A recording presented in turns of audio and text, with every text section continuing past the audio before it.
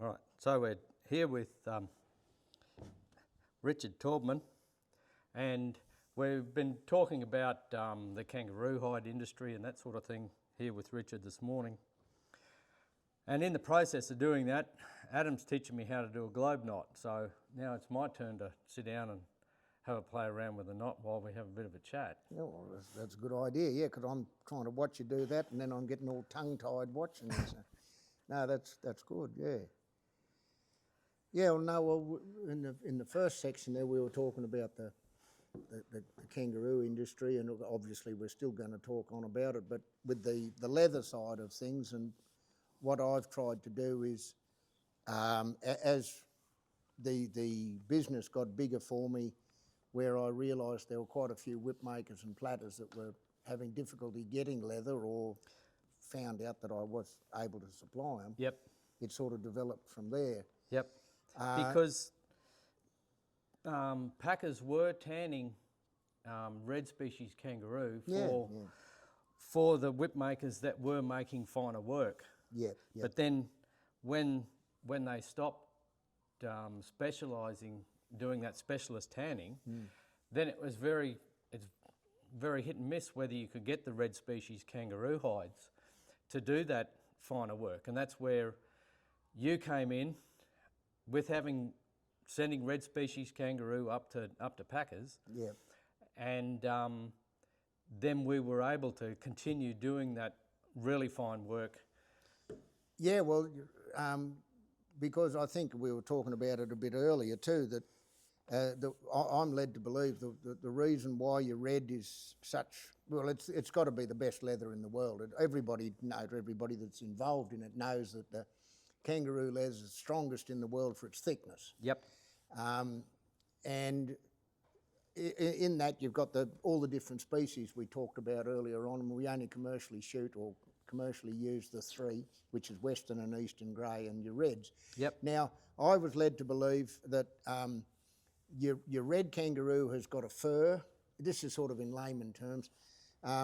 Red kangaroo's got a fur and your grey kangaroo's got a hair. So you can see it as plain as day, that the follicle size on your grey kangaroo is a lot bigger than the follicle size on your red. Yes. So, and you'll be pushing it uphill to get any red kangaroo to go much over about 1.2, 1.3 in thickness. Most of them, I get them from packers, and obviously they're shaving them a bit as well, but from 1 to 1.1. But sometimes I'll put in an order for 1.2, but most of the time you struggle to get that sort of weight. Whereas in your greys, I try and get them, packers will put them through for me at 1.4. Yep, okay. And they're a lot heavier, so your greys are wonderful skins for doing your belt plaiting. I know Bill Webb would tell me otherwise. He likes his red kangaroo for his belt plaiting, but with your plaited belts, one of the drawbacks two drawbacks with plaited belts is, one is it's not very easy to make a successful buckle and tongue unless you're going to put a solid piece of leather on the back to stop the strands from pulling apart with a tongue in a buckle. The other drawback with a plaited belt usually is the fact that over the years it'll stretch. And people get very disappointed when they find out they haven't lost weight, that the belt's stretched. But the reason for that is that can be the weight of it can be how tightly the belt's plaited. If you put a ridge in a belt, that'll actually stop take a lot of the stretch tendency out of a belt. But the other thing is, if you use a good weight skin, which is about 1.3, 1.4, you've got a pretty good weight strand to put into your belts, and plaited tightly, it won't stretch much more than about an inch or so over the life of the belt. Okay. But there's two tricks. One is plait tightly and use good heavy lace. And a lot of the tanneries, I don't think you could pick on any one in particular, but a lot of the tanneries tend to shave them down and take that extra beef off the skin and bring it down under its potential at 1.3, 1.4. Yeah. The other thing that I send a few skins out, probably, I don't know, maybe 50 or 100 skins a year. They go to Japan for falconry. Yeah. and they want them about 1.4. So obviously you got to have your greys for that. So there's that side of it. The red species, they're naturally lighter than Yeah. the greys, aren't they? Yeah, that's right. Yeah. Yeah. Because they're more, I suppose it's got a little bit to do with being mainly in the desert, a bit drier country. Yeah. Your greys, you can have them up in the snow country, and it all affects on how, over the millions of years, how they've evolved to have that thicker skin. You get the Wallaroo, he's got a very coarse skin, and I say that, and I've seen it, that the Wallaroo is actually very oriented towards water. He likes the water. We've come across him here on the property in the summertime in the middle of a heat, that they're in a dam having a swim, half a dozen of them, and you don't see a grey doing that. Only when he gets chased. Yeah, by a dog. Or, Yep. Yeah, that big lizard going across over there. Yeah. I thought it was a brown snake. I was going to sue Adam onto him and grab it. But yeah, the Wallaroo's a very coarse skin. It's even got a grain side to the skin. It's nearly like pig skin. It can be very coarse. Yeah, okay. But so what I do is I'm buying skins. I used to do a lot of my own shooting, but I don't do much of that anymore. But I buy skins I'm licensed to buy from shooters, or I buy from a processing, preliminary processing, where they dehair, pickle and flesh them. And then once they're pickled, they're stabilised. And then they select out, if I put in an order for 500 or 1,000 skins or whatever, of whatever, either reds or greys, or both, whatever I'm looking for. Because you see, you've got a lag time from the time I get on the telephone and order, say 500 skins, by the time I get those 500 skins back from packers to the shelf here, can be up to 4 or 5 months. Yes. So your lag time is huge. So we're running about 16 different colours, and you've got to sort of try and estimate. I usually do, packers want them in batches of 100. They don't like doing less than 100 in a single colour. Otherwise, fair enough, they've got to put a surcharge on them. That puts everybody's cost up. And what about the percentage of hides from the ones that you purchase that the ones that actually make the grade? Yeah, well, that's what I was going to say, is that buying them from these processors and putting them in my order, they've got to select out, and there can be up to 7 grades of kangaroo skins, I believe, and you know, the grade 7, you wouldn't cut a bootlace out of it, you know, like all ticks and scratches, and he's fought everything within 50 miles, and he's really knocked about. So I can only take first and second grade for what I want. Yep. Now, if as I've said to the processors or the suppliers, it's very hard. You can't do it, actually. You can't buy a skin with fur on and get an idea what the skin's like. You've got no idea what that's going to be like. Yep. It's got to be taken off, and you've got to be able to see the grain side. Yep. So that's why you're buying pickled skins. And they're stabilised. They'll keep for years under the right conditions once they're pickled. And then, so first and second grade, and I've said to the suppliers, what about if I just want first grade? And he said, well, look, in all reality, if you wanted 500 first grade skins, it'll take me 3 years to get them for you. Yeah. It's just not going to happen. Yeah. So you've got to take first and second grade. Now, the next thing is, what I've got to do is I have to order skins in the pickled state from 0.7 and up. Now that's 0.7 of a square metre. It's approximately 7 square feet in the comparison. Now the reason why I do that is because when the skins are tanned, there's a certain amount of shrinkage that comes on, plus the tannery, when they're finished, they will trim them, and then they go through and then they're measured. And then that's the stamp you see on the butt of the tail. So a 0.7 skin will not come back at 0.7. he will probably come back at about 0.62 or 0.63. And in some cases, if he's got a bit too much rough, they might knock a bit more off. He might come back in under 0.6. Now, what happens is I buy the skins from the processor, or the processor because they're pickled. I buy per skin. So depending on what price he's going to charge me for first and second grade, it's X dollars. Then when we truck them up to packers, and then they contract tan for me per skin. And it doesn't matter what size it is, it goes through per skin.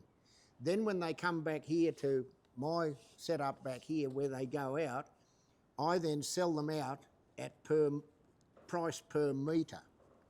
Yes, so that's right. Currently I'm on $160 a square metre, plus GST in Australia. Yes. So that's 176 a square metre. Now, if you've got a skin that goes 0.5 of a square metre, at $160, I'm going to get $80 for it, plus GST, which I'm just collecting that for the government. So I don't know what they do with it, but nobody does. But anyway, so I'm getting $80.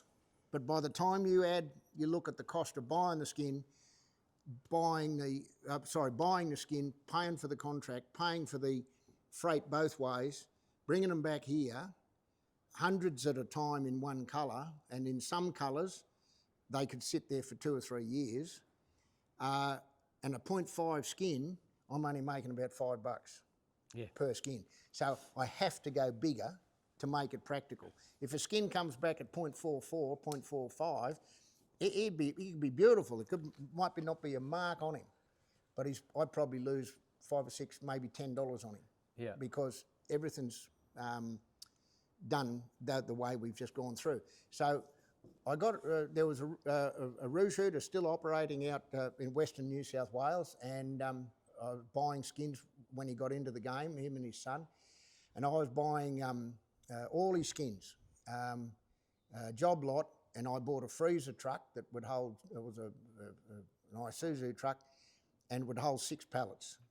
So we could get 2,500 roo skins on the truck, and my brother-in-law would drive it out to Western New South Wales, pick up a load of skins, and then he'd drive through to packers, unload up there, and come back down.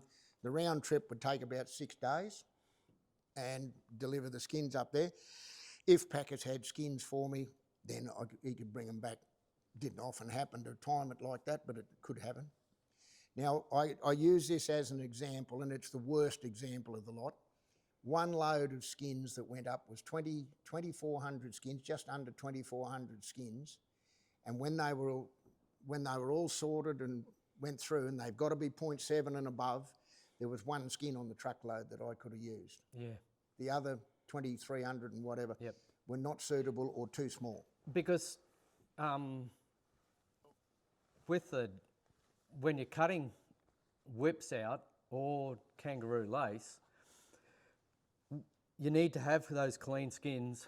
Otherwise, if there's any scars or anything in there, when you're putting tension on those strings, they can break very easily if they've got any marks in the in that hair side of the of the leather. Unbelievable. And when you're getting into the really finer work, and especially when we're using those red species skins, and we're cutting strands down to say 1 millimetre, or even less than that, when we do the ultra fine stuff, and that I'm talking about working in 60 strands, 84 strands, up to 120 strands maybe. For some fellas that are doing that super fine work and very, very detailed, you need the absolute best hides to do that work. They can't have any blemishes, because when you're cutting down that fine, you don't want to be breaking strings. No, geez. No, it's a big headache for me if I break one in an 8 plat. Yeah. But at the moment, you're the only person that's supplying any skins like that are suitable for that work. And further to that too, Chris, is to a certain extent I know a fair few of the whip makers now over the years that I've got to know them. and I sort of know what they're making. Yep. So if they ring up and they want some skins, I can sort of pretty well pick what they're doing. But Yeah. I do, and I always have, and that is ask when somebody said, look, I want 6 saddle tan skins to make whips. Well, that's the first thing I say. What are you making, belts or whips? So Yep. that's going to give me the species straight away. Yep. Or it's going to tell me if he wants pink or something. I say, look, I haven't got greys in pink, you know, because they'd be there forever. But I ask them if they're telling me they're making whips. I say to them, my next question is always, how many strands are you putting in your whips? Yeah, if they tell me they're doing 8s or 12s, Yep. I'm sorry, but I can't let them have those ultra fine. No, skins. that's right. That's right. Much as they would be over the moon about that, they've got to work with the skins that are going to make a good quality whip, but use that slightly lower quality hide. And the smaller skins, they are naturally lighter, and usually guys that are doing 8 and 12 plait work, they don't want those skins. They'd rather get something that's 0.6 and above. But for us fellas that are doing the finer work, it doesn't matter if those skins are 0.5 or 0.45 or something like that, because we know that they're going to be a little finer. The hair's going to be finer. The skin, the top cover of it's going to be finer, and it's going to have that tensile strength that we're looking for. Yeah, and that's what we're trying to do. What I'm trying to do is, and look, I still send out some stuff, and I know that I've had a couple of fellows said, oh yeah, they weren't bad, but there was a couple of rough putts. And I think, oh geez, I shouldn't have missed that when it went out. But anyway, they got through it. But when you've got a skin of about, say, 0.7 or 0.8, you know, he's a pretty big roo. He's like us, he's done a lot of scrapping. You've got to learn, the whip makers, the platters, basically have got to learn and get practice at being able to deal with those skins. And what I do, and as I say, it's very easy for me because I've got heaps of skins sitting in the shed, but you get a big skin, you might knock 3 bellies off the outside of him because he's a bit scarred up. That's right. And you know, you're knocking your belly strands off at just under ½ an inch, and you can get away with a bit of scratch. And then you'll get a skin that you can cut 2 whips out of, but you can't get 2 bellies out of. Yeah. Or you can't get 2 handles out of it. So you get your 2 whips out. So you've got to a certain extent, I reckon, you've got to mix and match and work with what you got. Yeah, definitely. To try and make, because we're all trying to make it so there's a few dollars in it and we're having fun. I mean, we're not getting those 2 things, mainly the fun.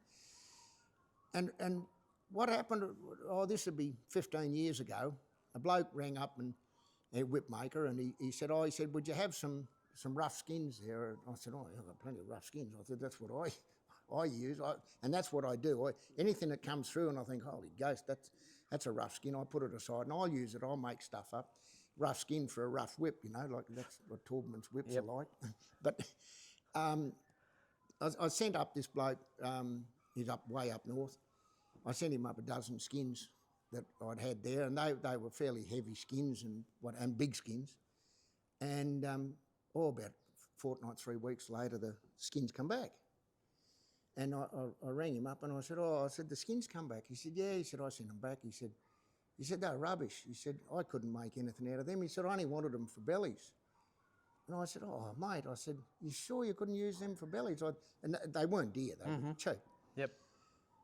And he said, no, he said, I don't want them. He said, they're just hopeless. And I said, oh, I'm sorry. I'm really sorry about that. And that makes me feel terrible when somebody's not happy with what I send.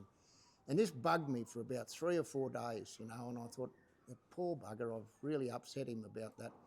And I thought, no, hang on. So I went and I got the skins, and I rolled them out on the table, and I shut my eyes and I grabbed one skin and I brought it down here, and I said, right, now, it was a big skin, and yes, he was pretty thick and chunky around the outside. And I cut 3 bellies off the outside, and then I cut 2 8-plait whips out of the centre of it. With fairly, you know, that was getting close to 1/4 inch strands. Yep. And I platted up 2 8-plait whips, and I was able to get the little bit in the centre, I was able to get 2 half-plait handles. Yep. And the whips came up, I would say, 85%, they were pretty good whips. Yep. And I thought, you know, and I drew up short. I thought, I'll post these whips up and I'll say, this is what I made out of those skins you sent back. And I thought, no, that's just been bloody nasty. And I never said a word. I just put them in the store and I sold them. But it made me feel better that they weren't complete garbage. You could have used those skins. And, so I thought, hopefully before I'm finished in the game, what I'd like to do is get a really rough skin and just put that on film and say, this is a terrible skin, but let's see what we're going to make out of it. And it comes down to hide utilisation. Yeah, exactly. And you've got to be able to utilise most of that hide and not waste very much of it, even if there's some places where there may be scars and that you can't use, but you can always cut around them. Yeah, it's like the little bloke that gets up and has breakfast and he says, hey, Dad, your toast's got a hole in it. And the dad says, oh, well, look, you don't have to eat that, son, just eat around it. Eat around it, yes, that's exactly right. So it's the same thing. I had a bloke come in and this was a couple of months ago and had a look through some skins and picking, because what we were talking about to begin with, there's not many places away from packers that you can walk into and you can go through 100 skins and pick out what you want. And that's right. What you can do here. That's right. And I just put some skins out in front of a bloke and that he wanted, and he had a look through and he said, I picked a skin out. I said, that's a pretty good skin. I put it over there and he said, oh no, I won't have that one. It's got a hole in it and I'll have to work around that. That was me a couple of days ago. Was it? No, this was another bloke a long time ago. But, like, what I want to show people is you've got to have a second backup plan, what you can do with your skins. Yep. Because you might want to sit down and make a 12-plat whip, but when you cut into the hide, it's not going to make a 12-plat. Yeah, you might have to make a 4-plat off the outside of it. Yep. Or then get into an 8-plat. But at the end of the day, you've got to be able to pay for your skin, but you've got to be able to utilise the rough stuff. Yep, that's right. Yeah, so that's it. That's just what it comes down to. You've got to be able to utilise that skin in the best way possible. Yeah. And I think that's probably a good place to leave it right here, right now. Righto. I've finished my knot. Adam's starting to pace around. I know he's itching to get back in and doing something. So yep. No worries. Thank you very much for the chat. Good on you.